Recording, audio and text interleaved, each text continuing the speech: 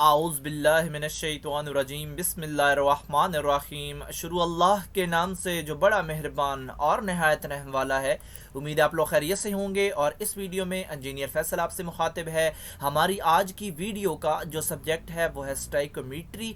और आज की वीडियो में हम कवर करने जा रहे हैं चैप्टर नंबर 2 जो कि गैसेस का है। और इससे पहले हम चैप्टर नंबर 1 कन्वर्जन फैक्टर्स का मुख्तलिफ वीडियोज़ में कवर कर चुके हैं। और जो टॉपिक्स हम कवर कर चुके हैं उनमें कन्वर्जन फैक्टर्स है, बॉयल लॉ है, Charles law, general gas equation, mole fraction, weight fraction, pressure fraction, van der Waals equation, इन तमाम के न्यूमेरिकल्स हम सॉल्व कर चुके हैं। और इसके अलावा मैं आपको अपने चैनल का इंट्रोडक्शन करवाता चलूँ। मेरे चैनल का नाम है केमिकल इंजीनियरिंग एजटेक। और इसके अंदर हम इंडस्ट्रियल केमिकल प्रोसेस की जो इंडस्ट्रीज़ हैं वो हम अप्रॉक्स 28 को कवर कर चुके हैं। और इन तमाम इंडस्ट्रीज़ की फ्लो शीट्स और इनके मैन्युफैक्चरिंग स्टेप्स इनमें अवेलेबल हैं, आप इनको विज़िट कर सकते हैं। और इसके अलावा डिफरेंट शॉर्ट क्वेश्चन आंसर जो कि पेपर में या इंटरव्यू में आपसे पूछे जा सकते हैं उनकी वीडियोस भी अवेलेबल हैं। तो आप मेरे चैनल को सब्सक्राइब करेंगे, बेल का आइकन प्रेस करेंगे तो मेरी हर लेटेस्ट वीडियो आपको मिलती रहेगी।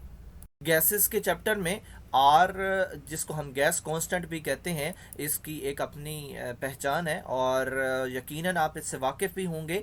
और क्योंकि हम स्टाइकोमेट्री का सब्जेक्ट पढ़ रहे हैं तो हम आर की मुख्तलिफ सिस्टम्स के अंदर जाके मुख्तलिफ वैल्यूज़ को कैलकुलेट करेंगे और जो कि हमें मुख्तलिफ कैलकुलेशंस में हेल्प करेंगी। तो हम इसके लिए एक रिलेशन इस्तेमाल करेंगे इसको फाइंड करने के लिए। तो चलते हैं उसकी थ्योरी की तरफ। और हम पहुंच चुके हैं इक्वेशन ऑफ स्टेट के पास। इक्वेशन ऑफ स्टेट जो है ये कैसे बनती है?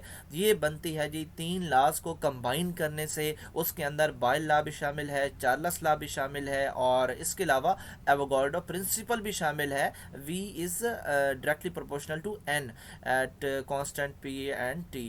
तो इन तीनों को जब हम कंबाइन करेंगे तो हमारे पास एक रिलेशन मिलेगा हमें, PV is equal to NRT। और यहाँ पे R जो है ये वही जनरल गैस कांस्टेंट है, N जो है इसके मोल्स हैं, टेम्परेचर, प्रेशर और वॉल्यूम से आप वाकिफ़ हैं। तो हम इनकी जो वैल्यूज़ हैं उनको किस तरह फाइंड आउट करना है उनके पास चलते हैं और यहाँ पे हम इनकी कैलकुलेशन स्टार्ट करते हैं। तो जो सबसे पहले है जो PV is equal to NRT है, हम इसमें से क्योंकि हमने R की वैल्यूज़ मालूम करनी है तो R को हम सेपरेट कर लेते हैं बाकी चीज़ों से। और N और T जो हैं वो यहाँ पे मल्टीप्लाई हो रही हैं तो उधर जाके डिवाइड हो जाएंगी। तो हमने इसकी बेसिस रखनी है हम, यानी कि जितनी भी कैलकुलेशन करेंगे उन सब के अंदर 1 ग्राम मोल यानी कि जो N की वैल्यू है ये 1 ही रहेगी, किसी में चेंज हम नहीं करेंगे। तो यहाँ पे हम जो पहली वैल्यूज इस्तेमाल हो रही हैं N की तो 1 ही है। टेम्परेचर हम इसमें कौन सा लेंगे जी? 273 केल्विन लेंगे। प्रेशर इसमें ATM लेंगे और वॉल्यूम इसमें 22.4 लीटर लेंगे। तो ये जो वैल्यूज़ हैं इनको आप हमेशा याद रखेंगे। और कौन से सिस्टम में जाना है, या फिर आपको इससे आइडिया हो जाएगा कि हमें सवाल में जो यूनिट्स मिल रहे हैं उनको आप इन जो हम आगे फाइंड करेंगे इनकी वैल्यूज़ उनके यूनिट से मैच करेंगे तो आपको आइडिया हो जाएगा कि हमने कौन सा स्टैंडर्ड यहाँ पे इस्तेमाल करना है लीटर के लिए और जो टेम्परेचर, प्रेशर के लिए। तो यहाँ पे हम क्योंकि ये वैल्यू इस्तेमाल कर रहे हैं केल्विन वाली, एटमॉस्फेयर और लीटर वाली, तो आपको केल्विन और एटमॉस्फेयर और लीटर के साथ जो कोएफिशिएंट्स हैं इनकी वैल्यूज़ आपको याद होनी चाहिए। तो हम इन वैल्यूज़ को, ये जो यूनिट्स हैं हमारे पास जो सवाल में अवेलेबल होंगे उनको देख के आप आइडिया लगाएंगे कि अगर यहाँ पे लीटर है तो इसके साथ मैं फिर 22.4 लिखूँ, अगर केल्विन है तो 273 ही आएगा, कोई और इसके साथ नहीं आएगा। तो हम इसी तरह इनको अगर हम इस दर पुट करेंगे जो कि हमने ऊपर रिलेशन बनाया R is equal to PV और NT, तो इसके जगह यही वैल्यूज़ पुट कर देंगे तो हमें ये एक R की वैल्यू मिल जाएगी। और ये R की वैल्यू वहाँ इस्तेमाल होगी जहाँ पे बाकी यूनिट्स इनसे मिलजुल रहे होंगे।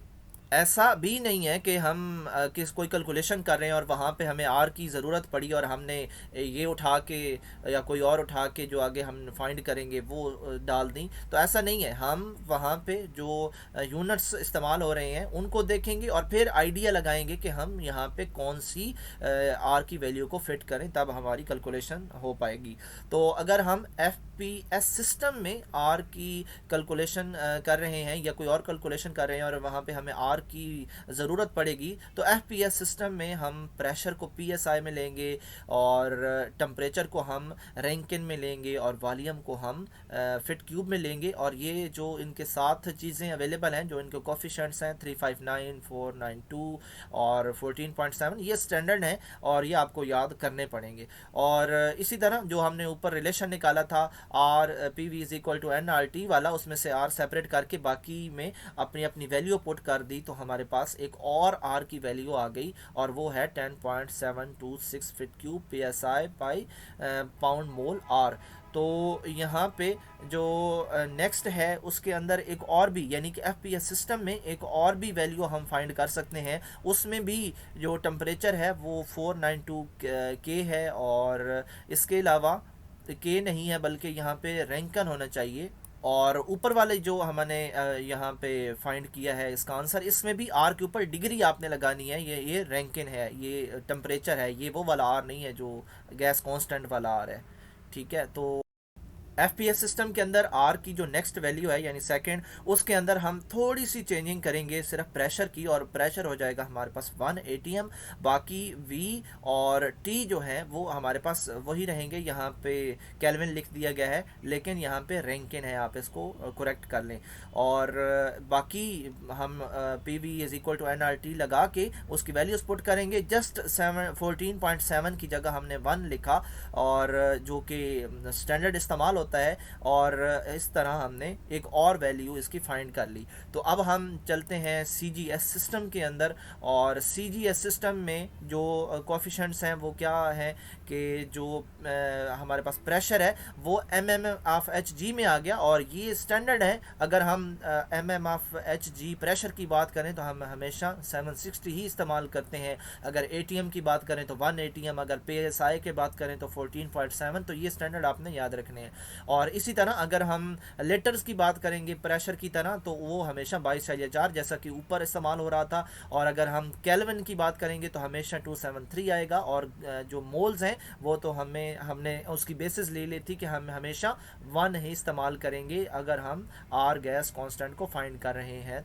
तो इस तरह इसकी एक वैल्यू 62.358 भी आ जाएगी आर की। और जो इसी सी जी एस सिस्टम है इसके अंदर जो सेकंड है आर की वैल्यू, उसमें हम क्या चेंजेस करेंगे कि हम M M of H G की जगह हम इसमें 29.92 इंचज़ भी लिख सकते हैं। यानी कि ये जो ऊपर हमारे पास प्रेशर है ये अब हमने इंचज़ ऑफ एच जी में लिखना है। पहले हमारे पास M M of H G में था, अब इंचज़ में हमने ले लिया। तो इसकी ऑफ कोर्स इसकी जो फाइनल रिजल्ट है उसकी वैल्यू चेंज हो जाएगी। बाकी चीज़ें तो वही हैं। जिस तरह हमने पिछले में हमने सिर्फ प्रेशर चेंज किया था, 1 ATM की बजाय हमने 14.7 और 14.7 की बजाय हमने 1 ATM यूज़ किया था, तो उनके डिफरेंस की वजह से 2 वैल्यूज़ हमें मिल गई थी। तो यहाँ पे भी ऐसा ही है कि जो प्रेशर है वो चेंज हो रहा है। तो ये प्रेशर अगर हम इंचज़ में जाएंगे तो हमेशा 29.92 ही लिखेंगे। तो इस तरह हमें एक और वैल्यू मिली। तो अब हम इसी सी जी एस सिस्टम में एक और वैल्यू भी आर की फाइंड करेंगे, और इसके अंदर हमने पाउंड फोर्स और feet by pound mole R यानी कि रैंकिन। तो यहाँ पे हम क्या करेंगे कि हम इसकी वैल्यू एक इस्तेमाल करेंगे, P V is equal to N R T. तो हम रिलेशन इस्तेमाल कर रहे हैं, और यहाँ पे प्रेशर जो है ये हमने पाउंड फोर्स में लेना है। तो यहाँ पे आप इस वैल्यू को भी याद रखेंगे, 2117 pound force by fit square. तो ये हमारा प्रेशर है। आगे हमारा वॉल्यूम है 359। अगर हम फिट क्यूब में लेंगे तो हमेशा 359 ही आएगा। तो ये हमारे पास हो गया P और V, और यहाँ पे N, और यहाँ पे टेम्परेचर आएगा। और N हमने हमेशा 1 रखना है, और जो टेम्परेचर है वो हमारा रैंकिन में है तो हमेशा 492 ही आएगा। केल्विन में होता 2273 ही आता। तो इस तरह हमें एक और आर की वैल्यू यहाँ से मिल गई 1544.72। तो इसके बाद जो है वो वैल्यू है हमारे पास एक और उसमें हमने क्या किया कि हमने कुछ वैल्यूज़ चेंज की और ऑफ कोर्स करनी है। अगर हमें आर की वैल्यू हमें चाहिए मुख्तलिफ यूनिट्स में ATM, centimetre cube, moles, kelvin, तो हम यहाँ पे इनकी अपनी जो यहाँ पे कोफिशेंट्स हैं वो एटीएम में अगर आएगा तो 1 इस्तेमाल होगा। अगर सेंटीमीटर क्यूब में हम जाएंगे तो 22,400 और इसी तरह केल्विन की जगह हम 273 इस्तेमाल करेंगे और हमें एक और 82.05 और इसकी मुख्तलिफ यूनिट्स के साथ आर की वैल्यू मिल जाएगी। और अगर हम एक और वैल्यू में जाएं VIII में, तो यहाँ पे इसी तरह हम इसका प्रेशर जो है वो सेंटीमीटर ऑफ HG में यहाँ पे यूज़ करेंगे, 76 होता है। और इसी तरह यही वही इसमें हमने जस्ट प्रेशर की चेंजिंग की और हमारे पास वॉल्यूम वही सेंटीमीटर क्यूब में रहा और टेम्परेचर भी वही है, तो हमें एक और वैल्यू मिली 3460.16। और इसमें अब जो है वो centimetre of HG centimetre cube by mole Rankine है। तो एक और SI यूनिट में अब हम चले जाते हैं। SI यूनिट में हम क्या करेंगे कि हमारे पास जो प्रेशर है वो हमारे पास किलो न्यूटन पर मीटर स्क्वायर में है और वॉल्यूम जो है वो हमेशा क्योंकि मीटर क्यूब में है तो 22.4 लेंगे और मोल जो है वो केजी में आ जाएंगे क्योंकि ये SI सिस्टम है। और इसी तरह अगर हमने केल्विन में प्रेशर लेना है तो टेम्परेचर 273 पुट किया हमने, तो फिर हमें एक और वैल्यू मिली आर की, वो भी SI यूनिट्स में। हमने यहाँ पे यूनिट्स पे कंसंट्रेट करना है और जो स्टैंडर्ड हमें उनके साथ कोफिशेंट जो होंगे वो हमने याद करने हैं और फिर हम यहाँ पे पुट करते जाएंगे तो आर की वैल्यू मिलती जा रहेगी। और एक और हमारे पास इसी में एक आर की वैल्यू मौजूद है और इसके अंदर हमने क्या करना है कि जो प्रेशर है वो हमने केजी फोर्स में लेना है। जिस तरह ऊपर वहाँ पे हमने पाउंड फोर्स में प्रेशर लिया था, तो अब ये क्योंकि सिस्टम बदल चुका है तो यहाँ पे केजी फोर्स में आएगा। और मीटर क्यूब में जो वॉल्यूम है वो वही 22.4 और मोल हमारे पास वही 1 और केल्विन में अगर हम टेम्परेचर लेंगे तो 273 और फिर इनकी डिवीजन के बाद हमें एक और आर की वैल्यू मिल रही है 0.0849। लेकिन अब की दफ़ा इसके अंदर जो यूनिट्स हैं वो बाकियों से डिफरेंट हैं।